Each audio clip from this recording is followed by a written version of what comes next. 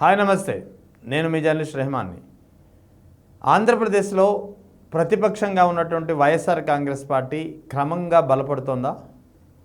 కూటమి ప్రభుత్వంపై వ్యతిరేకత కానీ లేదా అసంతృప్తి కానీ, లేదా కూటమి ప్రభుత్వ ఎమ్మెల్యేలపై అవినీతి కానీ క్రమంగా పెరుగుతోందా?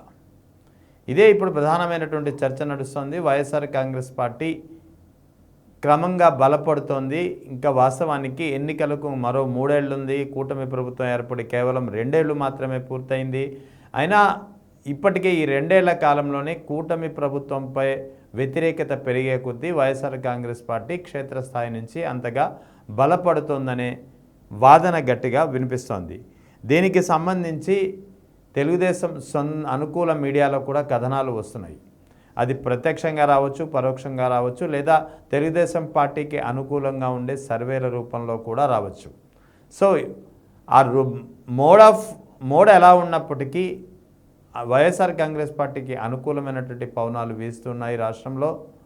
అటు తెలుగుదేశం పార్టీకి కానీ, ముఖ్యంగా కూటమికి కానీ వ్యతిరేకత క్రమంగా పెరుగుతోందనే వాదన మాత్రం గట్టిగా పెరుగుతోంది. దీనికి చాలా కారణాలు ఉన్నాయి. ఒకటి, ఎమ్మెల్యేలపై వ్యతిరేకత, ఎమ్మెల్యేల యొక్క అవినీతి, మద్యం ఏరులై పారడం, విచ్చలవిడిగా బెల్ట్ షాపులు, మద్యం ధరలు అంచనాలు దాటి ఉండడం, అంతేకాకుండా అక్రమ మైనింగ్, ఇసుక దందా యథేచ్ఛగా కొనసాగడం, ఇలాంటి చాలా వరకు దీని అన్నిటికి మించి ఇదంతా అవినీతికి సంబంధించినటువంటి లేదా అక్రమ మార్గాలకు సంబంధించినటువంటి ఆరోపణలైతే, ఇంతకు మించి ప్రధానంగా శాంతి భద్రతల ఇష్యూ రాష్ట్రంలో చాలా కీలకంగా ఉంది. శాంతి భద్రతల ఇష్యూలో ఇప్పటికే చాలా చివాట్లు తింటున్నటువంటి పరిస్థితి. ముఖ్యంగా కృష్ణలంక, విజయవాడ కృష్ణలంక, సాయి కృష్ణ లాకప్ డెత్ వ్యవహారం కావచ్చు, గుంటూరు మనుబోలు పోలీస్ స్టేషన్, నెల్లూరు జిల్లా Manubolu police station lockup death వ్యవహారం కావచ్చు. ముఖ్యంగా కస్టోడియల్ మరణాలు రాష్ట్రంలో పెద్ద ఎత్తున పెరిగిపోయాయి.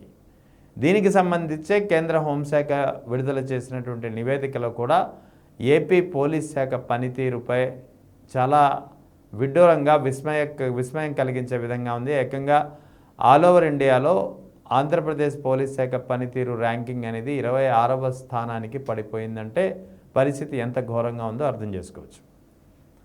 సో ఒకవైపు పోలీసుల యొక్క పనితీరు, శాంతి భద్రతలు క్షీణించడం, రెడ్ బుక్ రాజ్యాంగం అమలు అవడం, ఎమ్మెల్యేల అవినీతి, ప్రభుత్వ విధి విధానాలు, ప్రభుత్వం అమలు చేస్తున్నటువంటి, ప్రభుత్వం అనుసరిస్తున్నటువంటి విధానాలు, ముఖ్యంగా పీపీపీ పద్ధతిలో ప్రైవేట్ మెడికల్ కళాశాలను ప్రైవేట్ వ్యక్తులకు అప్పగించే ప్రయత్నం చేయడం, ఇలా ఈ అన్ని అంశాలు ఏవైతే ఉన్నాయో, అక్రమ ఇసుక రవాణా కావచ్చు, భూదందాలు కావచ్చు, ఏరులై పారుతున్నటువంటి మద్యం కావచ్చు, కరువు కాటకాలు కావచ్చు, శాంతి భద్రతల లా అండ్ ఆర్డర్ సమస్య కావచ్చు, ఇవన్నీ చంద్రబాబు నాయుడు ప్రభుత్వంపై ఒక అపనమ్మకాన్ని క్రమంగా పెంచుతోంది. ముఖ్యంగా YSR Congress party vote bank అనేది స్థిరంగా ఉంటుంది 2014 నుంచి.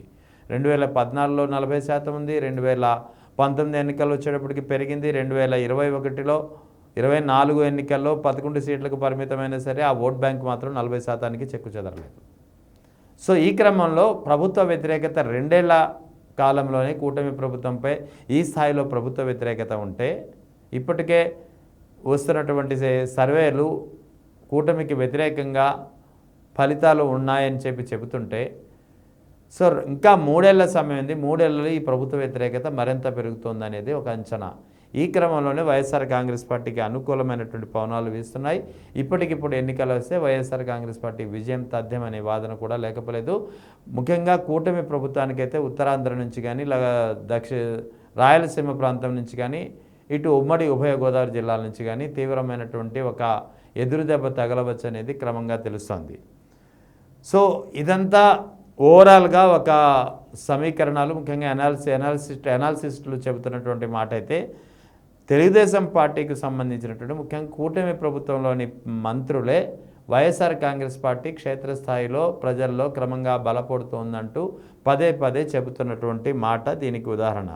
క్షేత్రస్థాయిలో పరిస్థితులను చక్కదిద్దకపోగా వైఎస్ఆర్ కాంగ్రెస్ పార్టీ బలపడుతోందని పదే చెబుతున్నారంటే, వైఎస్ఆర్ కాంగ్రెస్ పార్టీ రోజుకు ఏ విధంగా బలపడుతోంది, ప్రజలు కూడా కంపేర్ చేసుకుంటున్నారనే ఒక వాదన వినిపిస్తోంది.